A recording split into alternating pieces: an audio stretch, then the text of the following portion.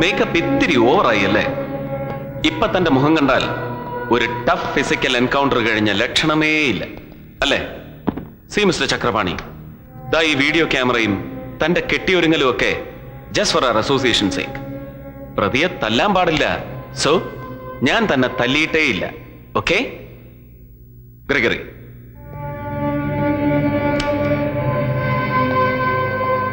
ജാമ്യം ലഭിക്കില്ലെന്നും ശിക്ഷ ഉറപ്പാണെന്ന് അറിഞ്ഞിട്ടും റഹീം ഹാജി കൊലക്കുറ്റം ഏറ്റെടുക്കാൻ നീ എങ്ങനെ ധൈര്യപ്പെട്ടു? കമോൺ. ഏത് കോടതി ശിക്ഷിച്ചാലും ഷെട്ടി സാറിനെ രക്ഷപ്പെടുത്തുമെന്ന് എനിക്ക് ഉറപ്പുണ്ടായിരുന്നു. ജയിൽ രേഖകളിൽ ഇപ്പോഴും തിരുവനന്തപുരം സെൻട്രൽ ജയിലിലുള്ള ചക്രപാണി കഴിഞ്ഞ രാത്രി പുറത്തു വന്നത് പൗലോസച്ചനെ കൊല്ലാൻ മാത്രമായിരുന്നു? അതെ. നോ. വൃദ്ധനായ ഒരു പുരോഹിതനെ കൊല്ലാൻ തന്നെപ്പോലൊരു മസിൽമാന്റെ സഹായം എന്തിനാണ് ഷെട്ടിക്ക് ആവശ്യം? ഹോമിസൈഡ്, നരഹത്യ, ഇതൊക്കെ ഒരു കലയാക്കിയവർ ഷെട്ടിയുടെ സംഘത്തിലുണ്ടല്ലോ വേറെയും. സ്വയം കൊല ചെയ്ത് വിനോദിച്ചിരുന്ന ഷെട്ടിയും കൂടി സാക്ഷി നിൽക്കെ നീ പൗലോസച്ചനെ വെട്ടിവീഴ്ത്തി. അതെ. ചോദ്യത്തിന് ഉത്തരം പൂർണ്ണമായില്ല ചക്രപാണി. അതിനുവേണ്ടി മാത്രമായിരുന്നോ അയാൾ നിന്നെ പുറത്തു കൊണ്ടുവന്നത്? അല്ല. പിന്നെ? Come on, continue. എന്നെ രക്ഷപ്പെടുത്താനായിരുന്നു. ഹൗസ് ബോട്ട് എന്നെയും കൊണ്ട് അഴിമുഖത്തെത്തുന്നതും കാത്ത് ഷെട്ടി സാറിന്റെ പത്തേമാരി അവിടെ ഉണ്ടാവും. അവിടെ ഷെട്ടി ഉണ്ടാവുമോ? ഇല്ല. ബോട്ടുകാരെന്നെ കൊളംബോയിലെത്തിക്കും. അവിടുന്ന് ഒരു കള്ള പാസ്പോർട്ടിൽ സിംഗപ്പൂർക്കും. സിംഗപ്പൂരിൽ എന്ത് ചെയ്യണമെന്ന് സത്യമായി എന്നോട് പറഞ്ഞിട്ടില്ല സാർ. കഴിഞ്ഞ സെപ്റ്റംബർ 18 നിന്റെ നാടകവണ്ടിയെ പിന്തുടർന്ന റോയ് അലക്സിനെ എന്തിനു കൊന്നു, എങ്ങനെ കൊന്നു?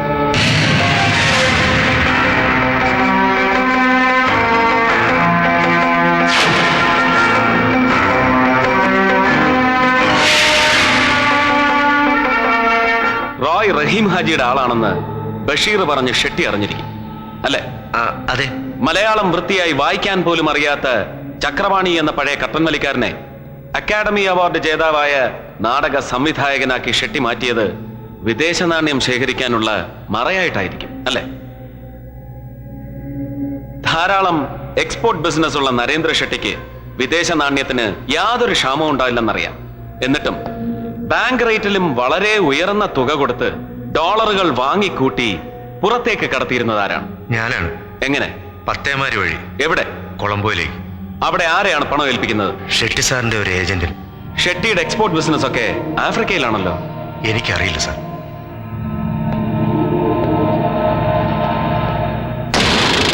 ഇതെന്താണെന്ന് അറിയോ? അറിയില്ല. അറിയില്ല?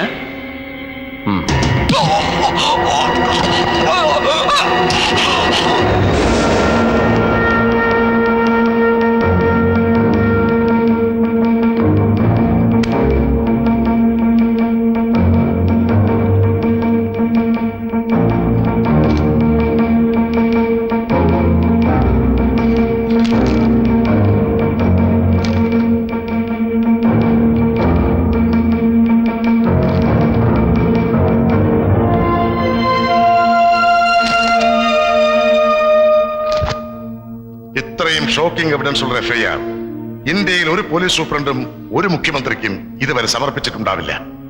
ഹോറിഫൈയിങ് റിയാലിറ്റി. കുറ്റപ്പെടുത്തുകയാണെന്ന് കരുതണ്ട. രക്ഷപ്പെടാൻ ഒരു പഴുതുണ്ടാകുന്നതിന് മുമ്പ് എന്തുകൊണ്ട് നരേന്ദ്ര ഷെട്ടിയെ അറസ്റ്റ് ചെയ്തില്ല? ക്ഷമിക്കണം, ഞാൻ തെല്ല് വൈകിപ്പോയി.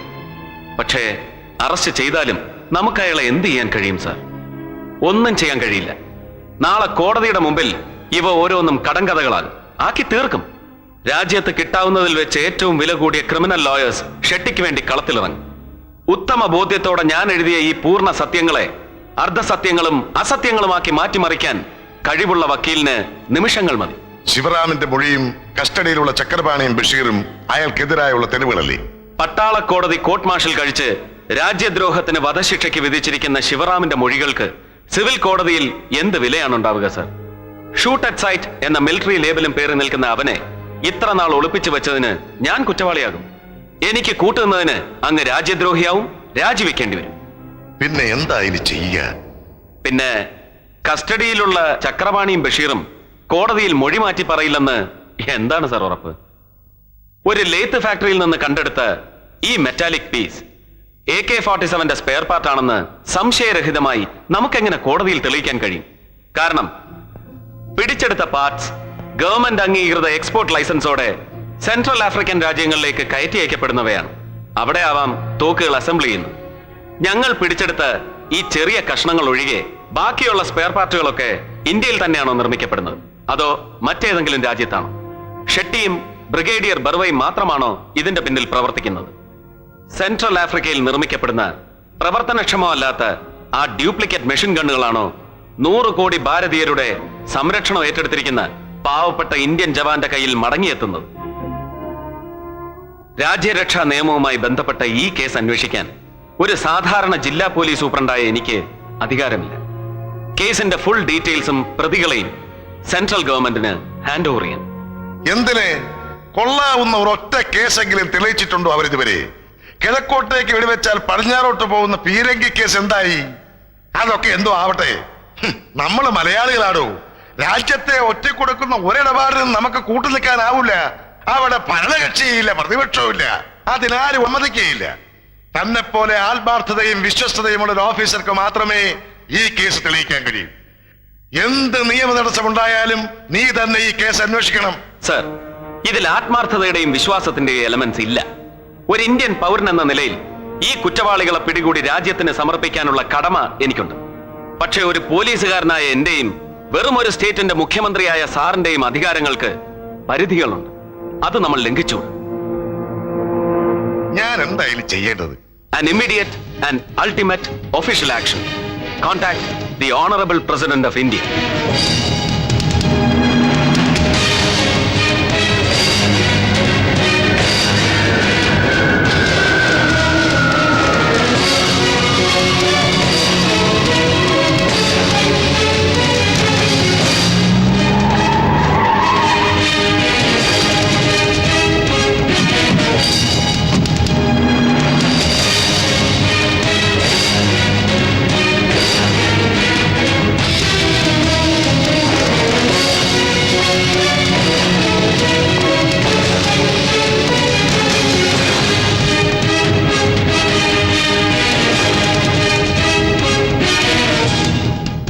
Welcome, sir. Captain Naresh Yadav. Welcome to the BSS. Thank you. Sir.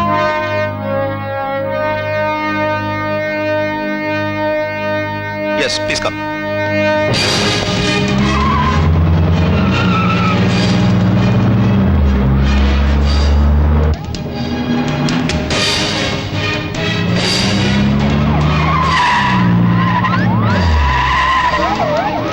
Thank you, Mr. Mohammed. You are welcome. Thank you.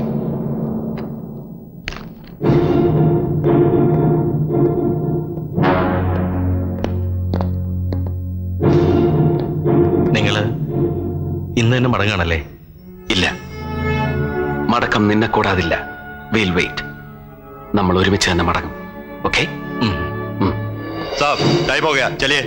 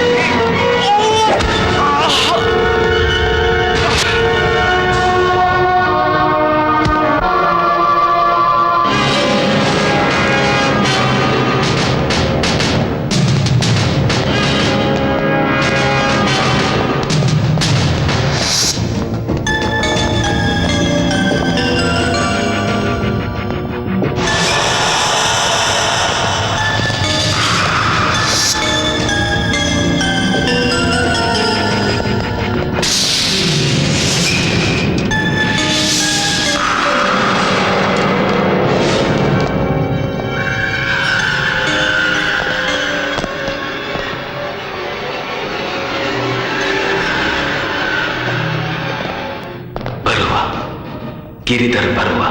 Yes, brigadier Giridhar Barwa.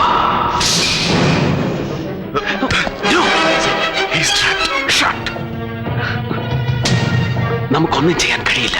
We are helpless. Come on. Come on, fix me a drink, man. Anybody wants a drink? तुमको चाहिए क्या? Here. Come on, make it fast, man. What's holding you?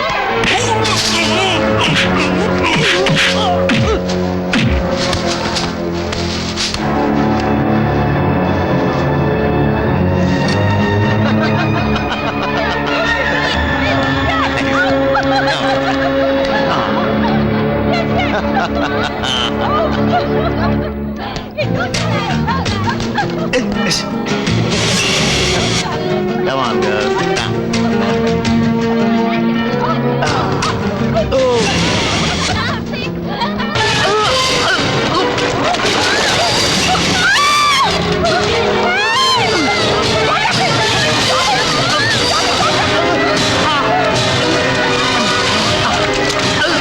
Call the ambulance.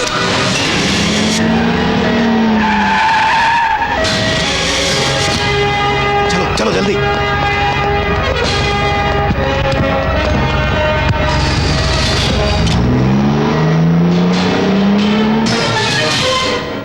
അരേ കോണു തും എന്തോ നിന്റെ അമ്മയുടെ രണ്ടാം കെട്ടിയോൻ ഉണ്ടായിരുന്ന അവിടെ.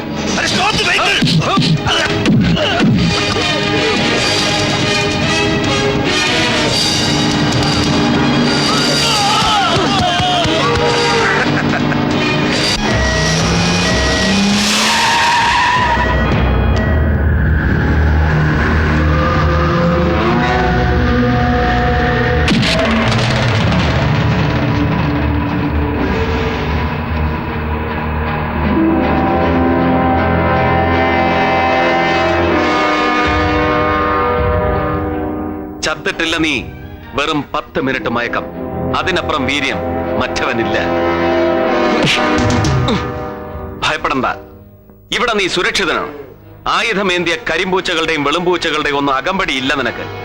പകരം കണ്ണന്റെ ലോകം ഗോകുലമാക്കി മാറ്റിയ കറുപ്പും വെളുപ്പും കലർന്ന മിണ്ടാപ്രാണികൾ. ഇവരുടെ സാന്നിധ്യത്തിൽ നിന്റെ നാവിൽ നിന്നും കുറെ സത്യാക്ഷരങ്ങൾ എനിക്ക് കേൾക്കണം. അത് ഞാൻ നിന്നെ കൊണ്ട് പറയിക്കും. ये कौन सा जगह है? माँ की जगह है. നിർത്തണം പോരട്ടെ നിന്റെ Bihar Hindi. I can't follow your bloody language. मुझे अभी छोड़ा तो तुम्हारा जीवन बच जाएगा.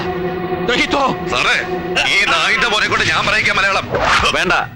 മനഃപൂർവ്വം മറന്ന മാതൃഭാഷയും വംശമുറയും ഓർക്കണമെങ്കിൽ അത് തന്നെ വേണം. പണിക്കർ സാറിന്റെ തെക്കൻ കളരിമുറ, മർമ്മസ്ഥാനം, ത്രിശങ്ക് പുഷ്പം കൊടുക്ക്. എവിടെ? എനിക്ക് വേണ്ടത് അവനെയാണ്. Narendra Shetty. Get me into his frequency.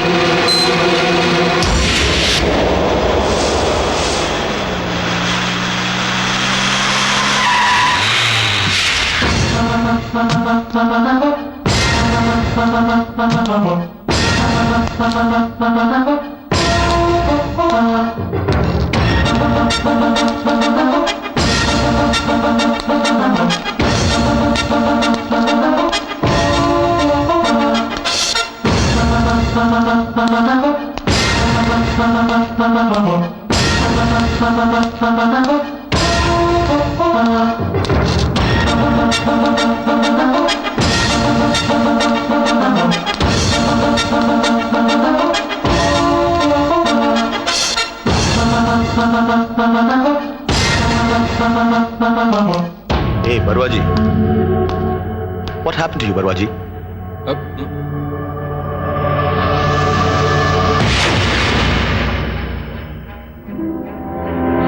The answer is very simple. സംഭവിച്ചതെല്ലാം നല്ലതിന്. ഇനി സംഭവിക്കാനിരിക്കുന്നതും നല്ലത്. Oh, it's you. Yeah. ദൈവത്തിനുള്ളത് ദൈവത്തിനും മുഹമ്മദിനുള്ളത് മുഹമ്മദിനും. എനിക്ക് നിന്നെ വേണമായിരുന്നു. നിന്റെ മൾട്ടി കോർപ്പറേഷന്റെ പവറും പൊളിറ്റിക്കൽ സ്ട്രെങ്തും ഇല്ലാതെ അന്ന് നീ പറഞ്ഞ എക്സ്ട്രാ മസിൽ പവറുമായി നിന്നെ എനിക്ക് കിട്ടണമായിരുന്നു. ആസ്ട്രിക്സ് കോമിക്സ് പോലുള്ള കുട്ടിക്കഥയിലെ വില കുറഞ്ഞ തമാശ കേൾക്കാനല്ല മുഹമ്മദ് ഞാൻ വന്നത്.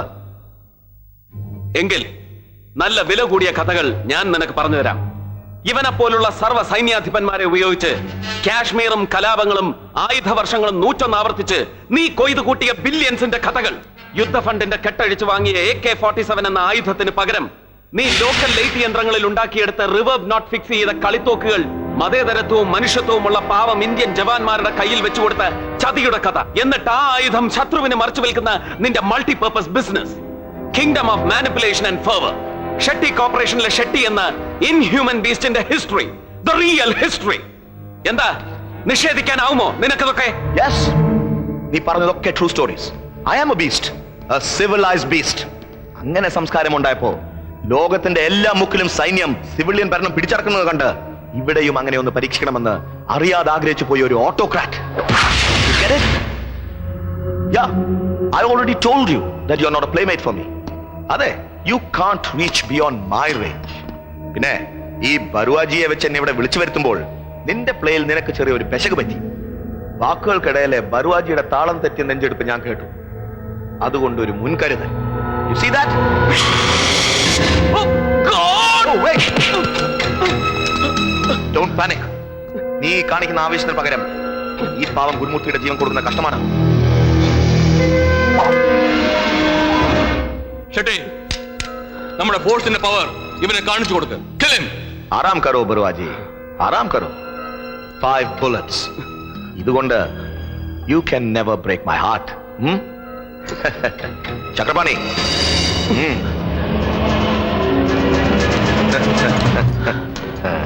ഇനി അക്ഷരമറിയാത്ത എന്റെ അക്കാദമി അവാർഡ് വിന്നർക്ക് മുഹമ്മദ് സർക്കാരിനെ ജയിക്കാനുള്ള അവസരം.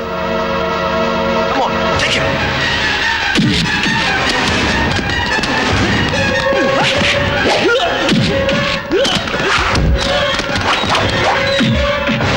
Mohammed, no!